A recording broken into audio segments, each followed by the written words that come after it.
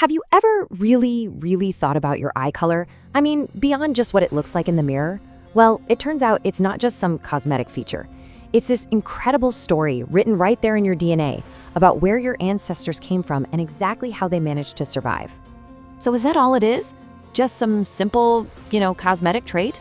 Something that just sort of happens? Or is it something way more epic? A 10,000-year-old survival story about migration, adaptation, and the human journey. Let's dive in. All right, so let's start at the very beginning with humanity's original eye color. And you gotta understand, this wasn't just a color. It was literally a biological shield. I mean, just look around. The vast majority of people on this planet, we're talking something like 70%, have brown eyes. And there's a really good reason for that. It's basically the factory default for our species, the color all of our earliest ancestors shared.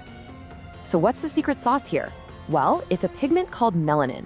And listen, melanin isn't just about color, it's an absolute powerhouse. Think of it like a natural sunscreen built right into your iris that can soak up to 90% of light, shielding your eye cells from dangerous UV radiation. So just imagine you are one of our early ancestors, living near the equator under that blazing sun. This wasn't just a nice to have, it was an absolutely critical survival tool. More melanin meant way better UV protection, less squinting from glare, and clearer vision in bright daylight. It was a huge evolutionary advantage. But then, everything changed. Something pretty remarkable happened, a single genetic event that would change human history and introduce a brand new color to the world. This is the story of the Great Blue Mutation. Okay, so get this. For almost all of human history, every single person had brown eyes, period.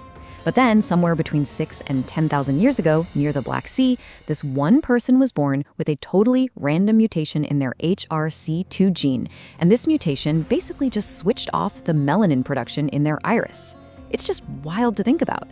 Every single person with blue eyes today is a direct descendant of that one individual. And okay, here's where it gets really weird. This might blow your mind.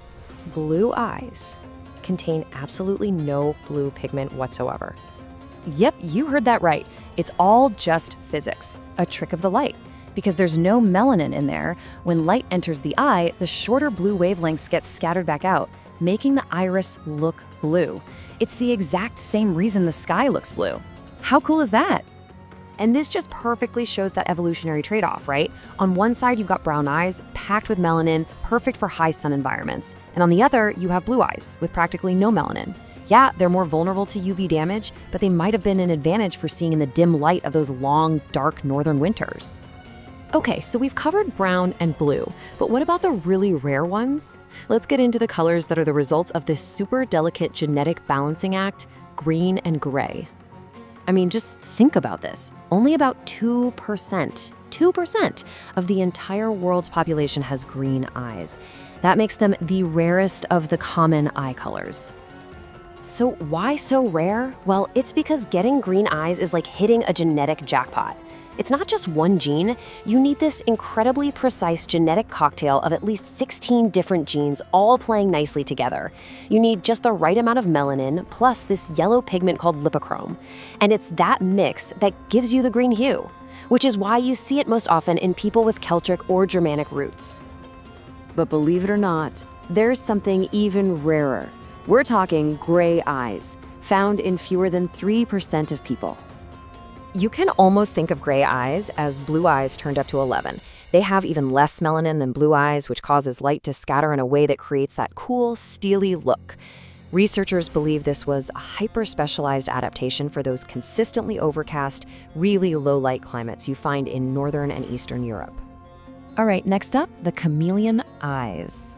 These are the ones that kind of sit between light and dark, the ones that are famous for always changing and being misinterpreted. Hazel eyes are the true color shifters, right? And it's because they have this unique mix of a moderate amount of melanin and that yellow lycochrome pigment. So what happens is, depending on the light, those pigments scatter it differently. One minute they look green, the next gold, the next brown. They're basically nature's perfect all-rounders.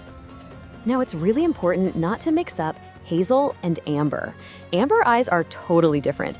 They're this rare, solid golden color, And that intense color comes from a whole lot of that yellow lipochrome pigment. Unlike hazel, their color is super stable. It doesn't really change. Some scientists even think this intense color wasn't really about light adaptation, but maybe it evolved as a kind of visual social signal, kind of like what you see in wolves or eagles.